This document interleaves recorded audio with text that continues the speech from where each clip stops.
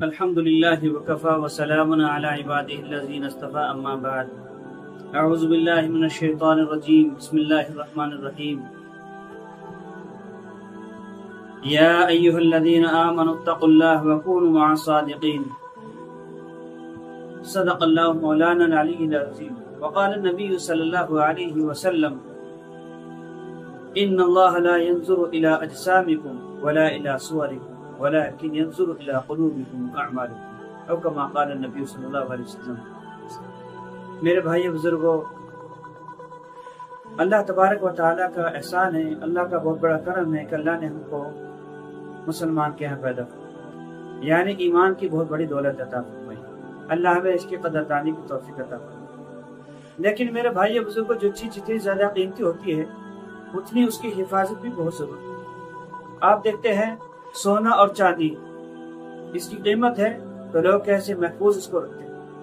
خیر، آج ہم دوستوں بزرگوں، ہمارا ظاہر کچھ ہوتا ہے، ہمارا باطن کچھ اور ہوتا ہے. جو چیز ظاہر میں ہوتی ہے ہمارے باطن میں نہیں ہوتی، باطن کے اندر کچھ اور ہوتا ہے. مومن دوسرے بھائی کے لیے وہ آئینہ ہوتا ہے، جس آئینے میں آدمی کی مکمل بالکل صاف شفاف صورت شکل نظر آتی ہے، یہ ہوتا ہے.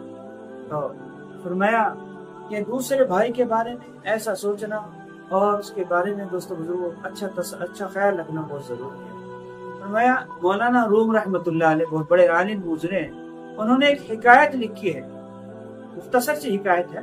وہ یہ کہ ایک مرتبہ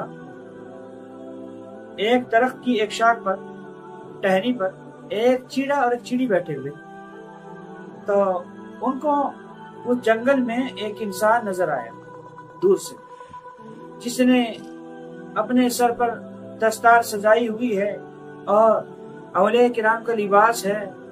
تو وہ چڑی اس کو کہنے لگی، چڑے کو، کہ چلو چلتے ہیں، یہاں کوئی انسان آ رہا ہے. تو چڑا کہتا ہے، اس کی شکل و صورت آپ دیکھ نہیں رہے، یہ کتنا بھلا کتنا اچھا انسان ہے، تو یہ ہمیں مار نہیں سکتا ہے. چنانچہ جب وہ قریب آیا اور اس نے اپنی کمر سے وہ کمان نکالی اور تیر سے چڑے پہ وار کر دی اور تیر اس کے لگا، مر گیا. تو وہ چڑیا بیچاری فڑفڑائی ہے اور بہت پریشانی کے عالم میں وہ اس وقت کے بادشاہ کے پاس گئی اور پورا واقعہ سنایا کہ میرے ساتھ ایک شکاری نے ایسا دھوکہ کیا ہے. چنانچہ بادشاہ نے اس شکاری کو بلایا اور اس نے اپنا جرم قبول کیا کہ حقیقتاً میں نے چیڑے کو مارا. اب بادشاہ نے کہا، اس کا فیصلہ تم کرو. تو اس چڑیا نے کہا کہ میں اس کا فیصلہ یہ کرتی ہوں کہ اس کو یہ کہہ دو، شکاری کو، اگر اس کو شکار کرنا ہے تو وہ اپنے لباس میں کرے، اس کا ظاہر اس کا شکاری کا ہونا چاہیے، تاکہ دور سے آنے سے پتہ چل جائے کہ بھئی یہ شکاری ہے، اور اولیاء کرام کا لباس نہ ڈالے، لوگوں کو دھوکے میں نہ ڈالے. اور ہم تو اس کو کوئی ولی سمجھ رہے تھے، یہ کوئی درویش ہے، یہ نیک بندہ آ رہا ہے، لیکن اس نے ہماری جان لے لی.